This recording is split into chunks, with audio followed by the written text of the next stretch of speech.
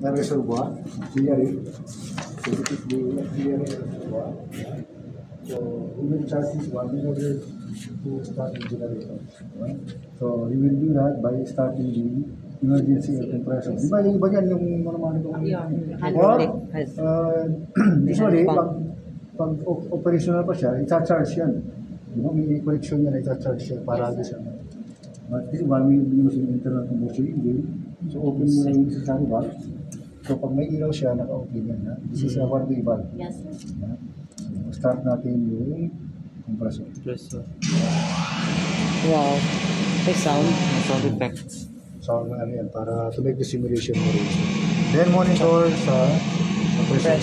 So dapat ito mga 2 megapascal. Yan, diba yan ang ano niya?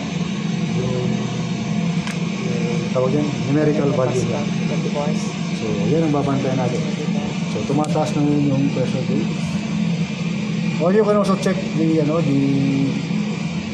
on-screen control, on-screen display. Between the analog and the digital, mas nasa upload. Okay, so while waiting, usually pag mga steam system or pneumatic system, i-drain mo muna yung para mo mga condensate. And this one is the safety valve. Okay. Then, anong sunod? So, while waiting there, dapat 2 megapascal siya. So, anong sunod? Nasa 1.2 na tayo, ha? 1.3 pala. Kita nyo? Nasa 1.3, ha? General ventilation, air ventilation. Nakasyal pa tayo yun, ha? Yan din, the number 1 group starter panel, the number 2 group starter panel. So, this is the group benchmark. So, start. Yan. At saka number 2, then 5. So, number 2, nandito sa number 2. So, kung mayroon niyang supply at saka exhaust, diba? So, tapos, okay na. Start na siya. Tapos niya is cooling water line. 1-4 na tayo. Supply of cooling water line. Water. We will prepare the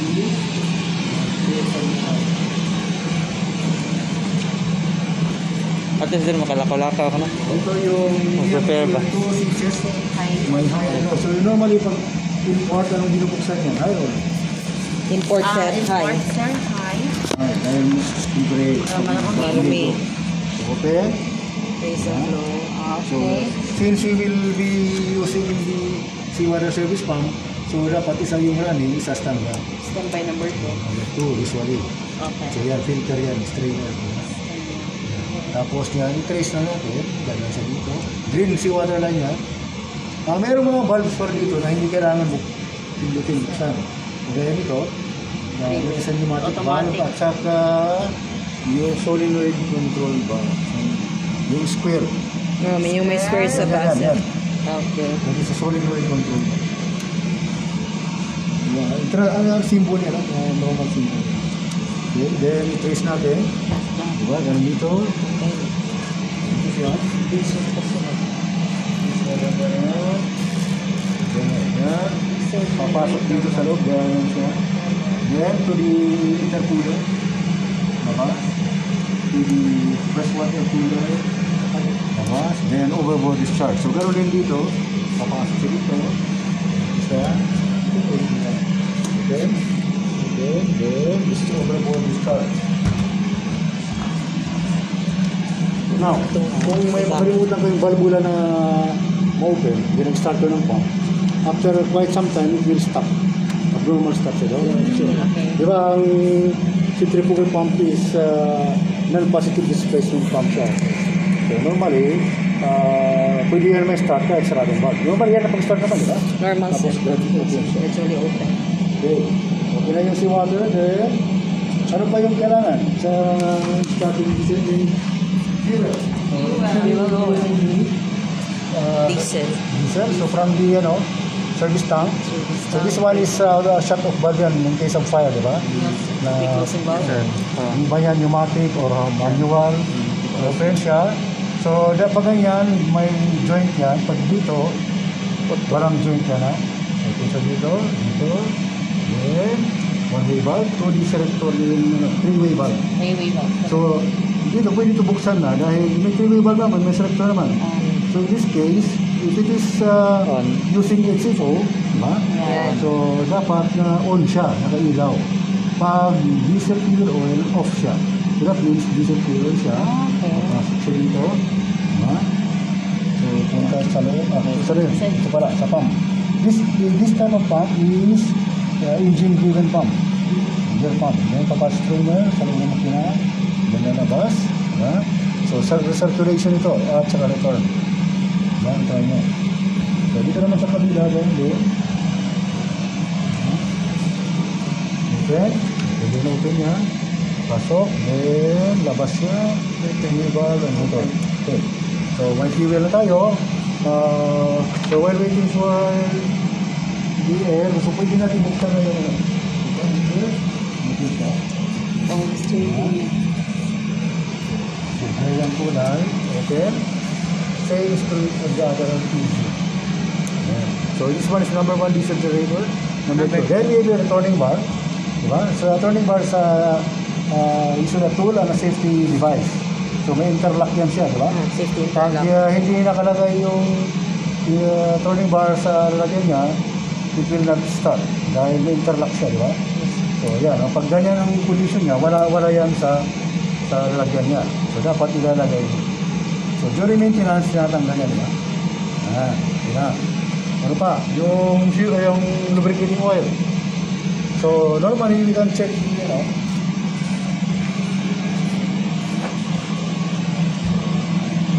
so pag earlier dito, dinilay lang siya.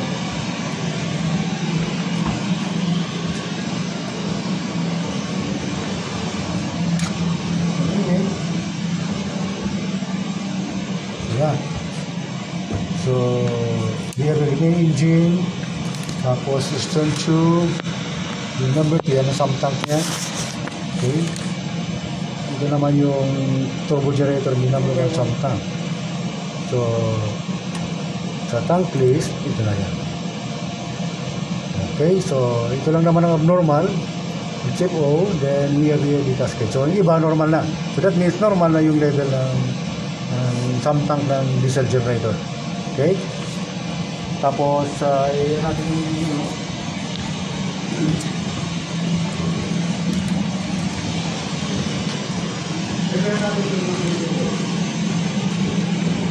so, from diesel oil sump tank, now kung kulang naman dito, by gravity, you can fill this one, di ba? By gravity from the so it's located in the third na yan, di ba? So, by gravity lang siya, hindi siya maragam dito. So, since meron na siyang naman, so prepare natin yung ano. So, this one is the priming pump. So, okay. Then we have here the diesel-driven or engine-driven pump. Then it will go this way to a bypass filter. Sabihin natin mga 10% or 5% ng oil is filtered continuously. Then it will pass here through the three-way valve. So, pag medyo malamig pa, bypass muna siya, diba? Pag medyo mainit na, so papasok siya dito. Then papasok sa engine. Then ito yung motor. So, gano'n din dito sa kabila. Ito gano'n din dito sa kabila. Then, pasok. Tapos labas siya. Okay na. So, may lubricant na tayo. Meron na tayo fuel. May diesel. Yung starting air na. Yung starting air, sobra-sobra na. Mga tulang. So, para makita nyo, the relief valve o safety valve will open. Hindi moment na. Okay? Kasi wala yun kasi ito automatic eh. So, tingnan nyo, bubukas yan because of overpressure. Okay? So, kung dito na, normally, starting with diesel generator, it is started locally first. Yes. After checking the, bubukas na. Doos na po. Safety valve. So, ipapatay mo. Diba? Yan. So, meron tayo ng starting na. Patay na emergency air Okay, compressor. now, ilalagay natin sa, sa local control. So, we will start number 1, standby number 2. But we will first start the priming pumps. Then, place it in the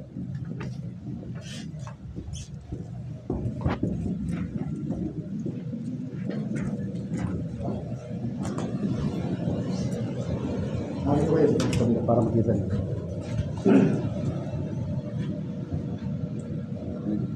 So this one is for the number 1 diesel generator, number 2. So ito yung ano niya, sana yung priming pump niya dito.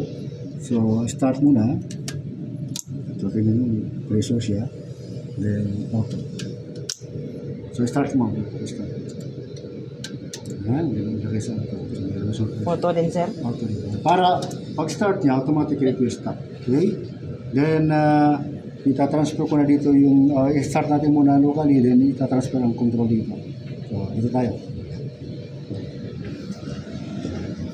Lakad. Bini-bini.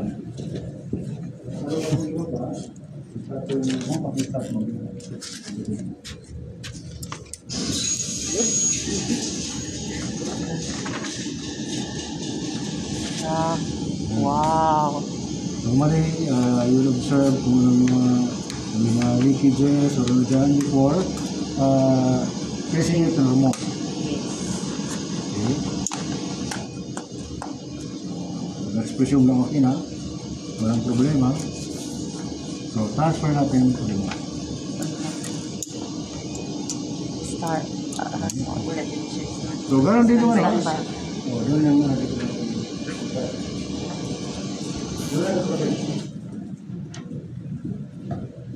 So, kahit na walang tao, hindi nasa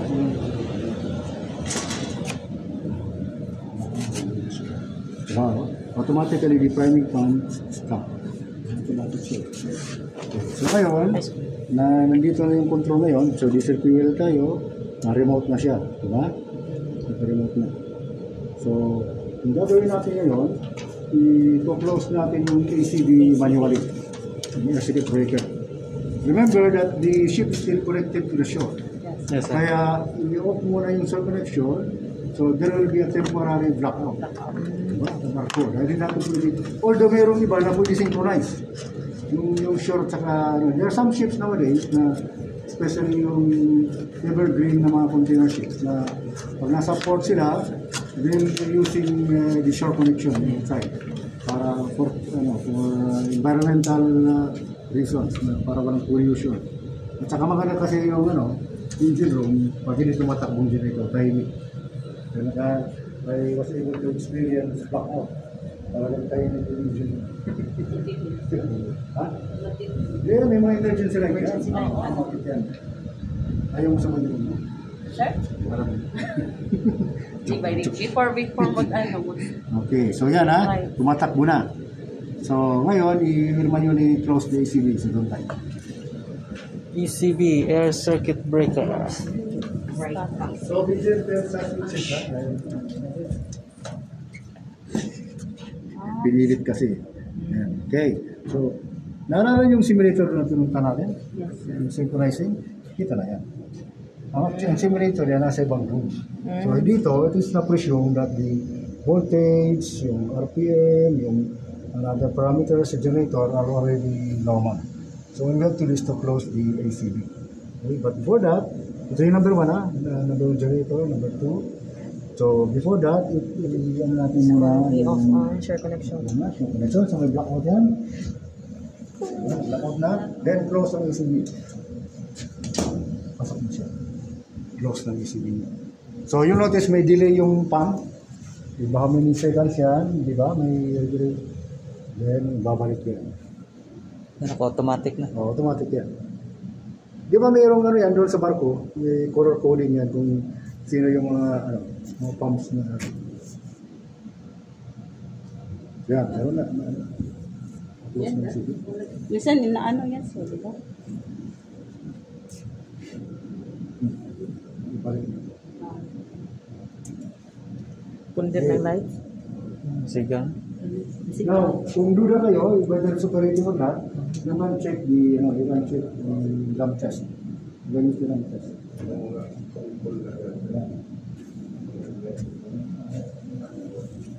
Ilan lamp test ko tingin?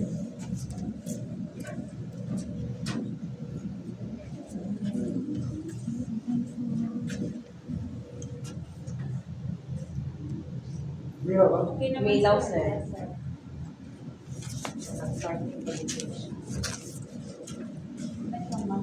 Paki-start na lang dito manually. Number 1, see motor service pump. What?